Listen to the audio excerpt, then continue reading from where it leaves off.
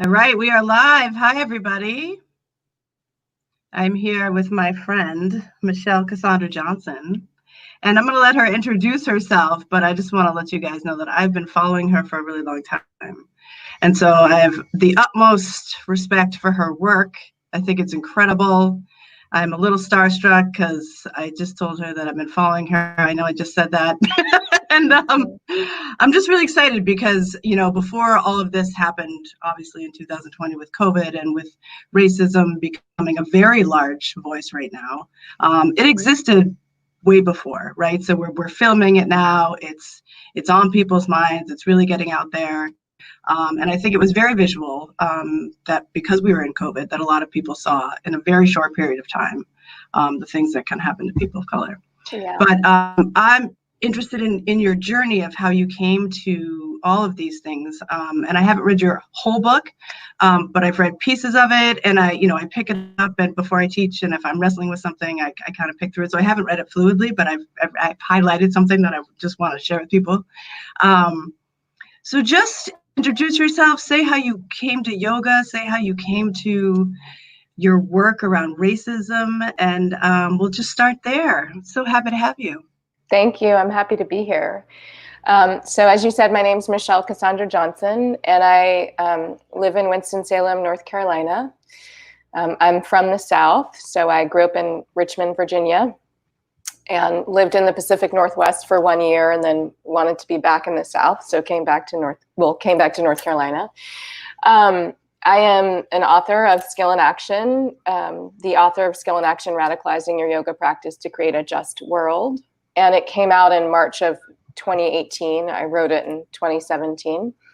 Prior to writing Skill in Action, I went through yoga teacher training in 2009. So I'm a yoga teacher, have been a teacher for about 11 years, and have been practicing, I think, consistently for about 15, 16 years.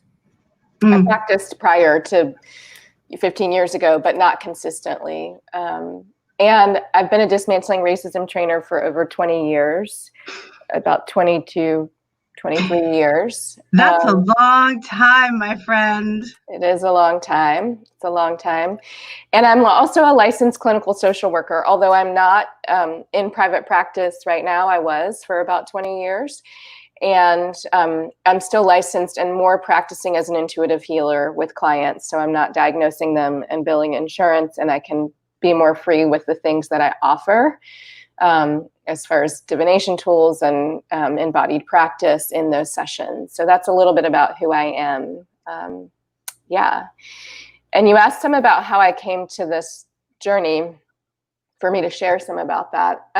So the combination of yoga and dismantling racism. So that's what I feel like is so powerful, and I'm just so interested because that's sort of I've always been sort of an activist. I'm a licensed independent clinical social worker as well, so I do some of that healing. I just call it a coaching model that I've designed in terms of like moving issues out of the body, very similar to what you do. We have like the same backgrounds, which is pretty cool. But I just love the way that you wrote the book in terms of how that yoga really meets those things, because I don't know that conversation is very present right now in yoga communities. So how did you weave those things together? What was your thought process? And then talk a little bit about the book. Yeah. So when I went through yoga teacher training, I was already a dismantling racism trainer. And so I had that lens. And of course, I'm a Black woman, and I had that lens and embodied experience that informed how I went through my teacher training. And in 2009, I did not really hear of many yoga teachers or spaces talking about racism, talking about oppression, talking about what's happening, what has been happening on our planet, and the ways in which we treat each other inhumanely. And I had this lens of really wanting to talk about what was happening in real time and how to apply that to the practice of yoga. And so I was yearning for that in my teacher trainings. And yet I think the industry was not in a place where it was being pushed enough to actually prioritize talking about how do we apply this to what's happening in our lives, in our communities, in our country, in our world, and how do we live yoga off the mat? I think in the last couple of years, I've heard more people talking about that. And I think there's a shift happening in the industry because more of us are saying, look, we need to be represented in wellness spaces. We need to have access to this practice. We need to be leading the practice. And the other thing that is connected to why I combined the two, I mean, most of my work as a social worker, as a yoga teacher, as a dismantling racism trainer had to do with the body in different ways, right? Like identities and what culture says about who we are, yoga, the body, the physical body, the energy body, moving things through the body, the mind, right? And witnessing our thoughts and patterns. And then as a social worker, I worked with a lot of clients who'd experienced trauma. So I was also working with how trauma is embodied and how it affects the nervous system. And so all of the things I was doing felt very connected and related. And I think that's what led me to be like, there's no difference in these things really that I'm doing. And I want to talk about this as someone who has been underrepresented in the wellness industry, right? And as someone who has not been set up to be well in this culture, which many of my clients were not set up to be well either. And the wellness, I love that term, like not set up to be well. I love that term. Sorry. Like glorify that again, not set up to be well. Perfect. That's awesome. it. Which, that means a system's doing something that prevents us from being well and thriving, and feeling free and being free, which we know. I mean, it's not new. And at this current moment, people seem to be noticing that or remembering that or acknowledging it in a different way. I mean, a lot of things are happening right now for people. So the industry of wellness mirrored every other industry, in my mind, every other institution. And I was like, oh, there are no other Black people in this yoga class. There aren't other people of color, Indigenous people in this class. There aren't teachers that look like me. And I was like, oh, this is the same as like the education system and the healthcare system and the way we're treated. Right. And I think, and so I feel like that's what really led me to write the book. And I was really clear that I wanted to talk about how we dismantle oppression and racism within wellness spaces, although the book is really, a map for how we might do that in any space. But it's focused on spiritual practice and what the teachings tell us about how we need to live or need to aspire to live, right? And so that's why I combine the two. Yeah, because you have like a whole section on like the niyamas and all of those steps that if they're not looked at in terms of through the social justice lens, it can seem very sort of white, if you will, in terms of like the structural system. But I love how you break that down in terms of let's also make this a mirror for understanding racism and social justice. So I loved how you broke that down. Thank you. Yeah. What are you cool with talking about like what's going on currently in the world? Yeah. And your perspective on it?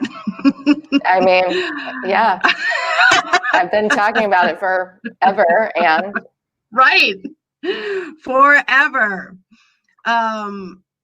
So actually, let me go back. Sorry, I jumped the gun. I want to go back to what's your perspective on why sort of the yoga spaces are so white and where that's coming from? Well, I just want to also contextualize this. I've mainly practiced yoga in the US. So when I speak about this, I'm only talking about my experience here. Sure. I don't know how yoga is experienced in other spaces. I just like to ground in where I am. Gotcha. And I think that because of white supremacy and capitalism, that's why yoga spaces are so white, because of the business, and the business has really departed from the essence of the practice, I think. So often I'm like, oh, I'm talking about the industry of yoga, not the practice, because the practice calls us into our humanity really very clearly. Right. Whereas the industry and capitalism and white supremacy take us away from our humanity. Right. Or make us forget our humanity and our connection with other sentient beings. And so I feel like, white people have had access to spaces and wellness, and in large part have defined wellness spaces and what wellness means. And that means then we're replicating spaces that train white people to be white teachers, right, in yoga spaces. and then to draw in white students, right? Yes. And that's seen as normal, because the other way that whiteness functions is to say that white is not a race, although we know it is, but the conditioning around that is that white people are not racialized, and in fact, they are racialized. Right. Oh, wait, can you say that again? Because I feel like people need to hear that. I know what you're talking about. Yeah. Just say that again and a little bit slower. Yep. So I was saying that the conditioning, and I'm talking about cultural conditioning, dominant culture, a white supremacist culture conditions white people not to see themselves as racialized. Yes. And conditions Black, Indigenous, and people of color to see ourselves as racialized and then to be othered, right? So we're marked, right, and visible in that way, whereas whiteness, often it's made invisible. So when people are in conversations, white folks, they might be like, well, we're talking about race as if we're just talking about Black, Indigenous, and people of color, but white. Yes. Oh my God, so that's brilliant. Yeah, race was constructed, but white is a race given the construct and how we have to relate to the construct of race. It's not real, and it's very real. Right. Yes. I mean, that the way you just separated that out was like, I mean, I know that, but like the way you said it just really clicked. And I think it clicked for a lot of people. We're getting some messages here about people like, I get it. Like, I get it. Because I've tried to explain to people a lot of times, like, particularly white people, how it's systematic, how, it's this whole structure. And they're like, I don't get it. So, all lives matter. Right. So it's all this, like, I don't get it.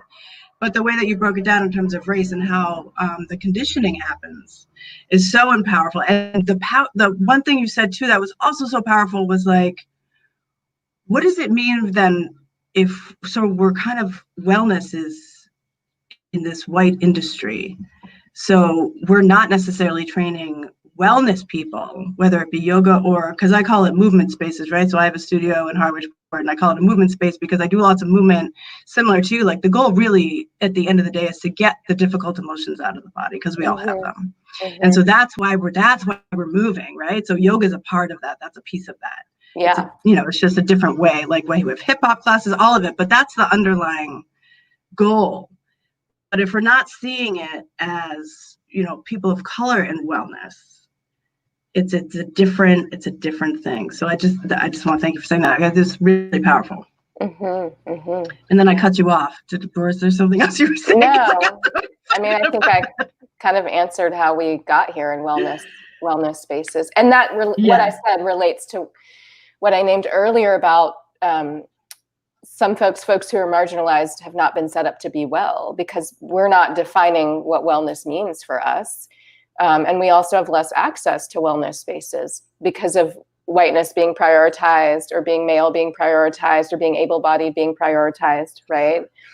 And then if you are not able-bodied, if you are a person of color, if you are trans, right? If you are experiencing homelessness, you have less proximity to power, which means you're living in the margins then, and not able to define what wellness means, what it looks like, not able to access the resources that one might need to be well.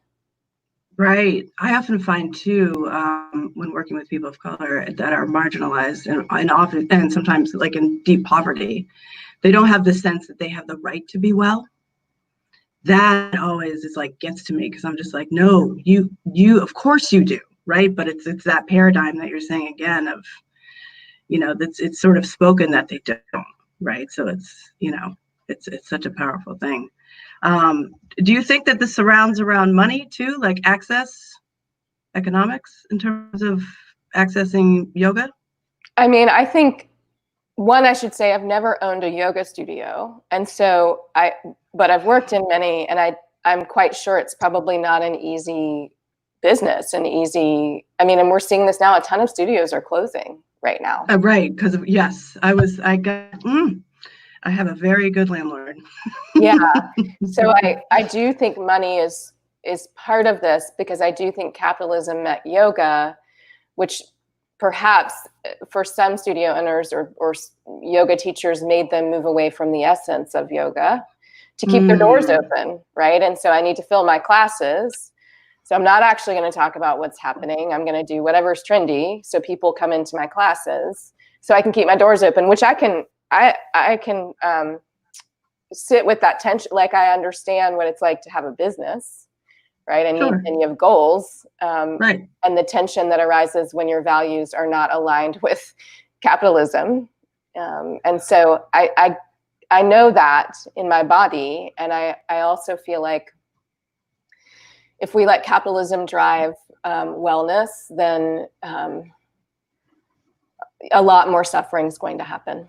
That's what I think. And a lot of suffering is happening, right, in response to capitalism. Yeah. Yep. If you were to say what would be some action steps people could take around that, what might you say? Well, I also want to mention cultural appropriation because it feels connected to this question. And totally, it doesn't just relate to yoga. Cultural appropriation can happen anytime we are taking something from a culture that we're not connected to or don't have a relationship with, right? And we are profiting from whatever we're taking. And that happens in yoga a lot. And I've thought about that myself because as far as I understand, yoga is not directly connected to my lineage, and yet I'm profiting from it in some way. And so I always I ask myself, how can I honor this practice? How can I be clear about my voice and what I'm talking about? And then stay in my lane around that, which I did in my book. There was an anti-racism lens in my experience of yoga and my personal narrative. And so I'm not saying I've reconciled this, but I really do try to sit with, given that I'm profiting from a practice that is not mine, how can I honor the practice? So an action step for yoga teachers would be to ask yourselves that, right? If this is not directly connected to your lineage, and for some of the folks listening and watching, it may be, but if it's not, how can you really honor it given that you are profiting? And that might mean changing the way you teach. It might mean being in solidarity with DESI people. It might mean having a conversation with DESI people about what reparations might look like, given that we are profiting, right? That is one thing I would say to yoga teachers. And I also feel like another practice people can engage is to really contemplate where things are coming from. Like when I order 15 things on Amazon, I'm not connected in any way to source. I'm just ordering new headphones, what I did yesterday, right? It's like I'm not. Sorry, I'm laughing. Right? It happens a lot. It does, because it's easy. You're not connected to source. That was such a great example. It's easy. It was perfect. It was perfect.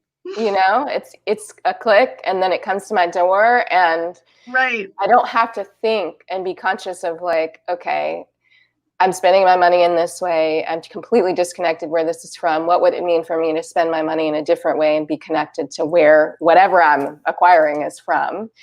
And that consciousness, I think, can be really helpful for people because it makes us more mindful. Not only about where we're getting things, but about relationship then to what we're getting and who might have created that, right? And so I think that's another action step people can take as well. Yeah, that's wonderful. I love the Amazon, that because it is so mindless, and then it's just so disconnected. And then there is something around cultivating where your money goes and the thoughts around it. And I've been thinking about this for my business as well. And I was thinking of going nonprofit. So I'm in the middle of that, but COVID sort of hit me and I had to rework it. So that's on pause.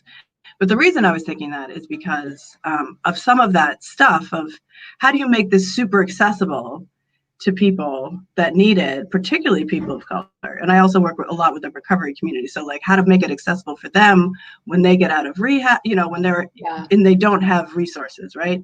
But then, how do you also support the business from people who do have money, who can pay, a higher price in that. So then, coming up with tiers and then, sort of all these things. And it gets complicated again then for a business owner like me, who's by myself as a person of color, then you run a family and all this kind of stuff. So then you're like, oh my God. So I see the tension that sort of you're saying too. I know you said you don't own yoga, so you view a business. It's all the same in terms of where the money comes from, and then how do you allocate that? And then how do you align with the community? because I'm always like, we're a part of the community, which is why, I mean, I always tell people come to my studio not for the workouts. They just want to hang out with people, right? It's the relationship, it's the love, it's the connection of humanity. They would stay there all night if I didn't kick them out. So, right. So, and we're pretty diverse in terms of like our member base. As far as Cape Cod goes, we're pretty non-diverse as far as like the global population. But that's also because I hire a lot of people of color. So there, you know what I mean? You got to work there.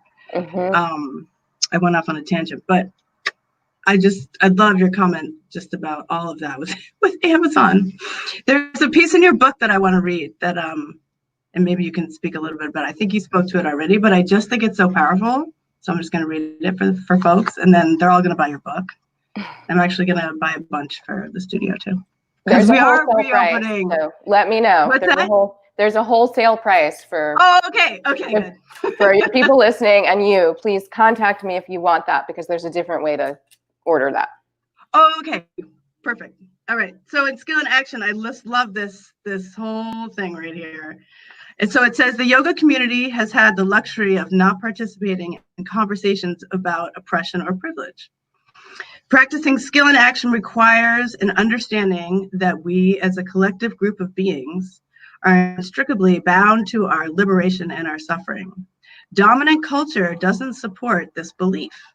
It assumes that we are individuals living in the world and we don't need to respect or notice the other beings that are living amongst us. It is important to understand that to radicalize your practice of yoga, you must see the ways in which you aren't liberated and the ways you are experiencing suffering. Know that whatever you notice about your own experience of liberation and suffering is related to other ways that all beings suffer and experience freedom.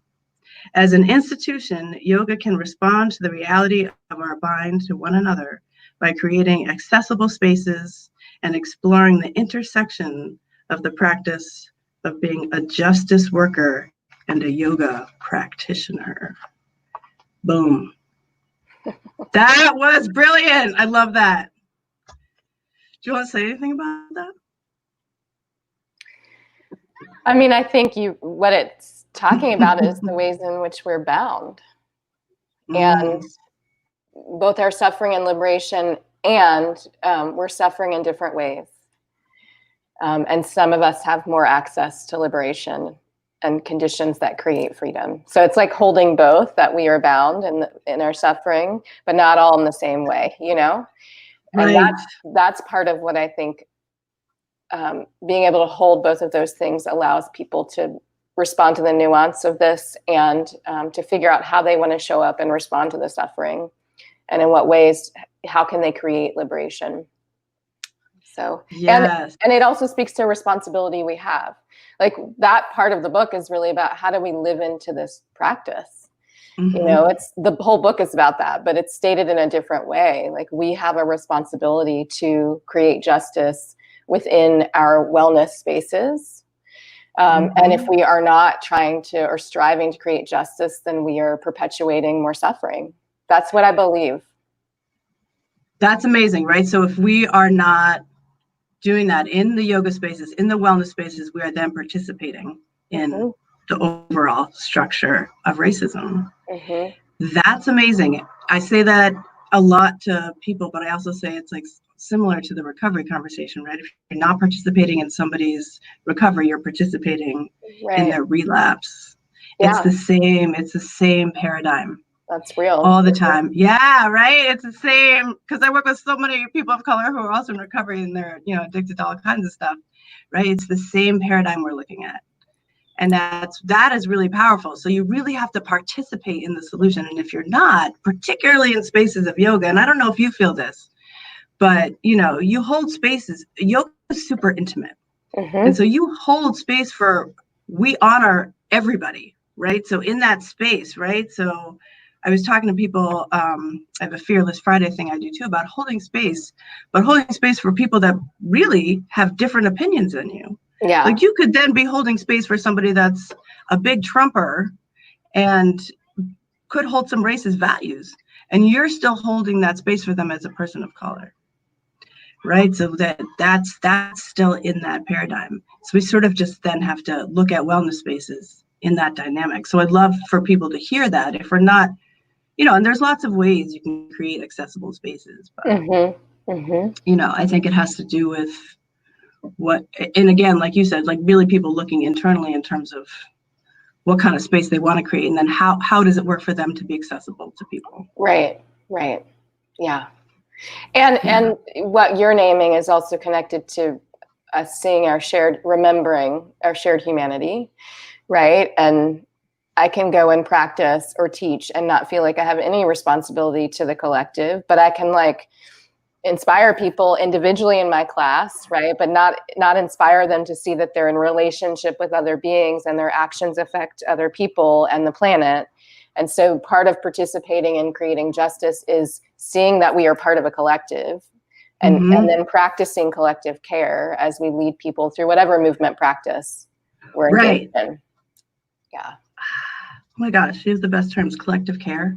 That's amazing. It's not a new, it's coming up more. It's not a new term though. It's been around. I haven't heard it. It's been around forever and it really comes out of communities that have been marginalized, historically marginalized and continue to be marginalized now, who've had to figure out how to take care of themselves because systems weren't designed to do that. And also it's connected to, and there's more to this, but connected to how we've been conditioned culturally, depending on where we're from on the planet, like our ancestors, and how we've been conditioned to be in relationship or not, and what conditions we were living within, like where we were on the planet, where our ancestors are from, what the conditions were like there, what we had to do to survive. That informs how we show up in relationship. That's in our cells and bones and blood. And so it is. It's connected to that too, that, Black, Indigenous, and people of color in different ways have been conditioned to be in relationship and to practice collective care. And what white supremacy has conditioned white people to do is see themselves as individuals and not connected to a collective, right? Even though white people are part of a group. But individually, white people, I can think about this for a privileged identity I embody. I'm able-bodied. Right? I'm heterosexual, I'm middle class. All of those things are identities that are seen as normal, that give me more connection to power or access to power. And because I can move around and think I am normal, right? I can just think I am an individual who's normal, who's navigating space. Of course, when I racialize this, that's not at all what's happening. But that's what I mean. Like the conditioning, if you're seen as normal, is you're an individual responsible for yourself, not part of a collective. Meanwhile, I might not see all the people experiencing disabilities, therefore I may not create spaces for them, right, that are accessible. That's because I don't see myself connected to them. This isn't how I think. I have a mother who has a disability, but I know that's the pressure from the culture, right? It's like I know just the way you broke that down. Yeah. I was raising the roof because I was like, that you could just tell that resonated with a lot of people in terms of looking at spaces in a different way. Yeah. We have a question. Are you cool with me pulling that up? Sure. Can you see it? Oh, yeah. I didn't know. That's just so cool. I've never been on this kind of platform. Okay. As a POC, I want to ask you to talk on how the lineage of DNA to ancestral body pains and how to move this energy. This is a very deep question. I know. I was like, ooh. We could go on that for like days. Yeah. What I will say is that there are some resources. My grandmother's hands. That's a great resource. And I will also say that I think Black, Indigenous, and people of color and white folks have an ancestral experience in their body of what it has meant to respond to white supremacy and or benefit from white supremacy and the trauma that comes from what it means to be part of the white group.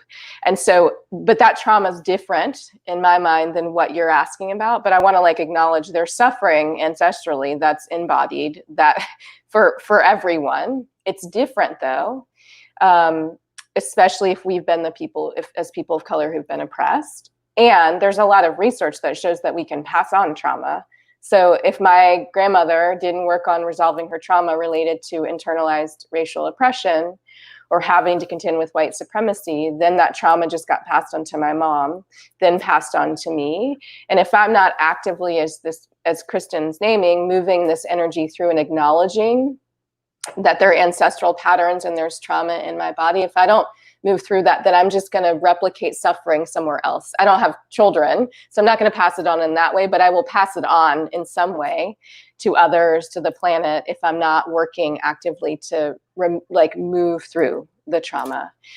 And I think there are different ways to move through trauma. And one, I think, is that we need to be clear as people of color about, as much as we can, about what we're internalizing.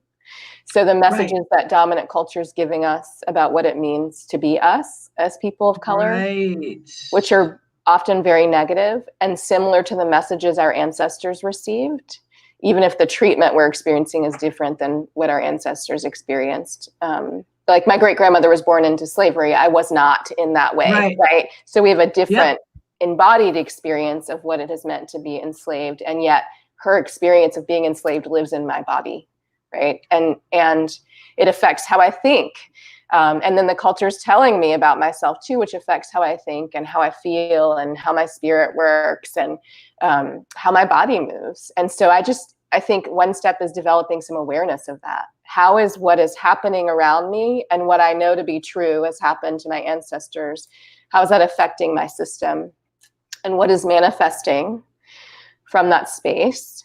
And then what do I need to do to heal? Those are some questions I would just offer to you, Kristen, and to other people as well who are resonating with this question and what I'm naming. And I think it's so important that we do this healing work, again, because we are going to pass on our trauma if we don't look at it, if we don't try to understand it, if we don't do, it's a lifelong process to understand our trauma and how it lives in our cells. And then what's manifesting from that space. So yeah, thank you for that. Can you break down for people what, I know what it is, but just for the larger audience, like what internalized racism is, and then how might that manifest in someone? So what I'll say, because there's white supremacy, and you could say this about any system of superiority, but because there's white supremacy, there's racism. Yeah. And because there's racism, and I just named it in some ways, Black, Indigenous, and people of color are internalizing racial inferiority or internalizing racial oppression. Because there's white supremacy, white people are internalizing white supremacy or white superiority, and often what manifests is white privilege from that space. So I'm naming both because both are happening for folks depending on their racial identities. And if they're biracial, some of each might be happening, right? Like if they're white and a person of color, they may be receiving, depending on skin color, right? They may be receiving messages that they are superior in certain settings and inferior in others. The context will shift that. The culture will shift that. So internalized racial oppression or inferiority is really connected to the messages we are taking in as Black, Indigenous, and people of color that are negative, and messages that are constructed by dominant culture. For example, the way I feel about being Black is very different than what dominant culture says about being Black. I believe I should have access to breath. I believe that I should move freely in the world. I believe that I should be able to practice self-determination and define what wellness looks like for me. I believe I should have access to choices. Dominant culture, as we have seen, and we know this, but more recently it seems like more people are aware of this, very clearly says Black people should not be. And then takes Black people out. Like, this is what we know. Like, this is what so many people are responding to now. So the messages I'm receiving are different than how I actually feel about who I am in the world. And yet I'm taking in the messages all of the time. Yep. And so that's the internalized piece. I'm hearing about what it means to be Black. I'm witnessing Black people being murdered. I have racial trauma in response to that. That is doing something to my whole system, my body, my mind, my spirit, the emotions that I feel. That makes me fearful at times. It makes me hypervigilant. It makes me like not trust whiteness or white people, which I actually don't trust whiteness. There are white people that I'm in relationship with that I do trust, but I don't trust whiteness at all. There's no reason for me to trust whiteness as a system. And so that's the internalized pieces, like the messages we are taking in, and then things that manifest are PTSD, depression, anxiety, mental health issues, physical health issues, which, you know, hypertension, heart disease, death, suicide can happen, disassociation. So all of these things can happen. There are many more, but can happen from us taking in messages about what it means to be us. And that is what internalized racial inferiority is. And I mean, there's more, but that's what I'll say about it. And at the same time, white people are taking in messages that they're good, trustworthy, right, deserving of space, and not all in the same way. Just like, you know, not all people of color are taking in the same exact messages. Right. Depending on the other identities we have, those messages might shift. But in general, whiteness says white is normal and everyone else is abnormal. And so those things are happening, which can make it really, at the same time, which can make it really challenging to work across difference, actually. Right. Yep. Yeah. That was well broken down. You're very clear in your ability to describe all this, because it is complicated. It's very complicated and nuanced. But you're really clear in how you describe it. And I love where you're like, I don't trust whiteness, because that's where the difference is, right? I mean, you can trust white people that are your friends or whatever, but you've clearly had a conversation about racism, which allows you then to trust them. And then, you know, but in general, there has been no evidence for certainly trust in whiteness. Yeah, that's right. There's no reason for me to trust whiteness. Right. There's just there's no evidence. Talk about evidence-based practice, like, right? There's just stuff is wild. There's so much to think about it. So what's happening now? And I know people are seeing a lot of this with, you know, there was Ahmaud Arbery and George and all of this stuff. And I don't know if you're getting this too, but I'm getting a lot of, you know, white people seeing this and now being outraged for maybe the first time, right? Or they're taking action about it, or they have a voice about it, and they're asking me all the time, you know, what do I do? Like, I open my Facebook and it's like a litany of, you know, help me, Ayana, like, despite my, you guys can do this, and on your own kind of thing. What would you say to that? You know, I'm getting a lot of requests to lead workshops and questions about what to do from white folks. And I sold hundreds of books last week, which I had a moment. I'm not complaining about that. And I also had a moment where I had to remember that I didn't change anything about what I was doing, because I didn't want to profit from another Black person's death. And that's what it felt like. Like, all of a sudden, it felt like something happened in the spiritual community, yoga community. Something happened for some white folks awakened or reawakened or remembered. I don't know what happened. I mean, I know I have some thoughts, but I don't exactly know what happened. Right.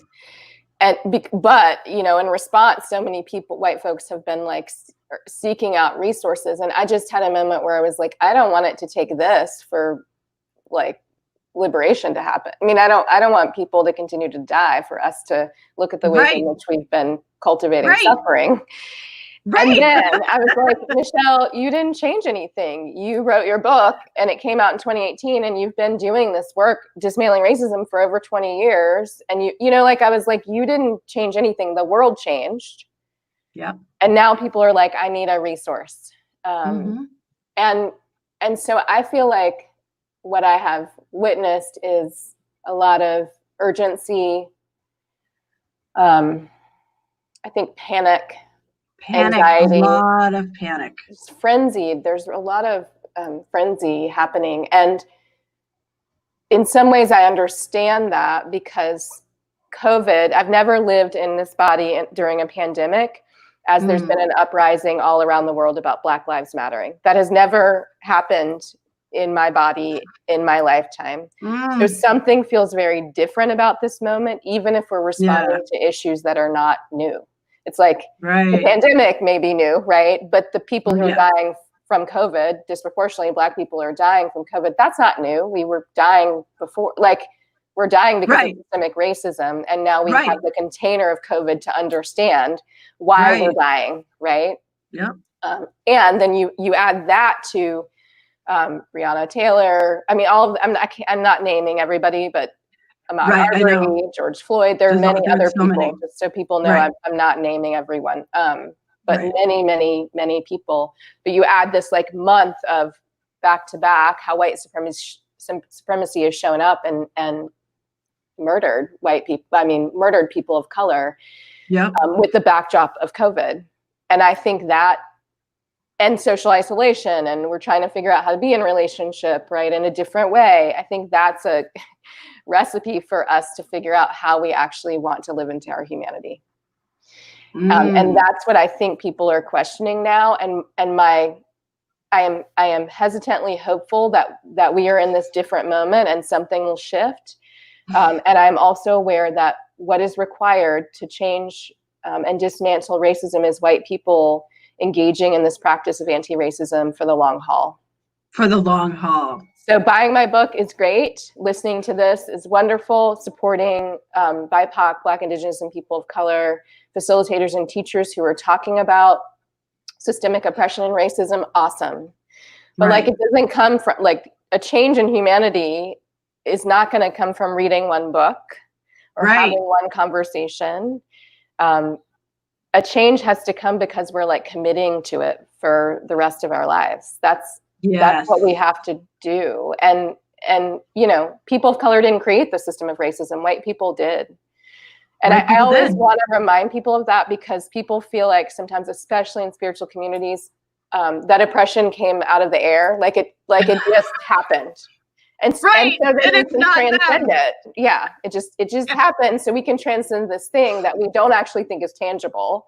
And what I want to say is people created this very intentionally, very purposefully, right? Like, this is the system, and we are people inside of the system who can figure out how to dismantle it. And white people have to actually dismantle this specific system of racism, because I'm not benefiting from it, racism, in any way. I'm benefiting from other systems of privilege because of some identities I embody, but I'm not benefiting, nor did I create it. So I can't actually dismantle it, right? And white people are going to have to commit to what it actually means to dismantle a system, which means they need to look at the ways in which they're benefiting and think about what they're willing to risk. Ooh. Okay, benefit and risk. What they're willing to risk, because that speaks a lot to like the capitalism and white people and the opportunities that they have, and that what the fear comes from what they're going to lose if they then look at a long-term commitment of dismantling racism. So I was wondering what you're going to say to that, because I was having that experience of, it's so great. Everyone's like flurrying my inbox with all this stuff and want to help, and I want to do this for you. I want to do that. And you guys out there, I'm not discounting the efforts. I know the Cape Cod community is watching this. I'm not discounting that at all. I'm just saying that, you know, and there's protests all over the place, and some of them are back to back, and it's like, you know, and they're here. And when that goes away, then what? It's like, you're still Black. I'm still a person of color. I'm still Black. I'm still here. And then that just goes away. And I keep trying to describe it to people. It's like grief. It's like when somebody dies and everyone shows up to the funeral and they bring all the food and they're with you for like that week, and then they disappear. And then you're left with that grief and that PTSD forever, right? That's when you said hesitant. I was like, ooh, that's good, because I'm so hopeful, because I see shifts and people talking about things and using language that I've never seen before. However, then there's that, ooh, and when is this one going to go away? Right. When does this? Yeah. Yeah. So Yeah, thanks for saying all that. it's interesting what you said about you lose someone and people show up right away and then they leave, because I'm writing a second book about collective grief, and that is in my book, like that dynamic of everyone that's shows funny. up in that moment and they're like, I'm here for you. But like, we are grieving so many things as a collective if we really think about it. And it's not like just showing up once to respond to it, just to witness people in their grief, to hold their grief, to honor your own grief, right? It's like, that is a long-term commitment to if you want to move through grief in response to these systems we're talking about. Yes. Oh, I'm so glad you're doing that, because that's sort of like when I'm looking at the trauma, a lot of grief stuff is, it's just, they're on the same path. Like the trauma, it's like, even when you're healing, there's some part of you that is afraid to give up the trauma because that's been your survival mode for so long. And it's particularly for people of color, because that's where like the anger comes in, and they're like, but I'm not safe if I'm not angry. So then how do you hold space for both those things to be true in the body, right? And then how do you protect yourself without having to, feel like you're on attack, even though, it's safety and you can use language and all that, but there's, how do we protect the body in both ways? Yeah. Well, this has been amazing. Thank you. Thanks for inviting me. Is there anything else? Yeah. Anything else you want to say to the community, to the world right now? Well, I think what we were just talking about, grief. And I want to just invite people or encourage people to grieve and to make space for that. And to also know that we're holding grief. And this relates to Kristen's question. Based on our identities, we're holding grief in such different ways. So white people may be are grieving in a different way than Black folks. And I'd say Indigenous people of color are grieving in a different way than Black people at this particular moment, even if we have a shared experience of systemic racism. But I'm saying that because of what has happened over the last month and who's been murdered and what we've seen. And so I also believe if we don't grieve, and I believe this healing practice of yoga can help us grieve. If we don't grieve, then we will suffer more and be stuck and stagnate and not be able to respond. So being in the street is so powerful, and protesting, and it's necessary. And I also feel like we need space to grieve and heal too. Yes. Because if we are in the streets protesting and not attending to the heartbreak we feel, like what has driven us to protest, then I feel like we're going to burn out. We can't sustain a movement without making space for our own healing as we create change. So I just want to invite people to make space to grieve and to honor that. Yeah, I want to echo that, because the word heartbreak is really, it resonates with everybody right now.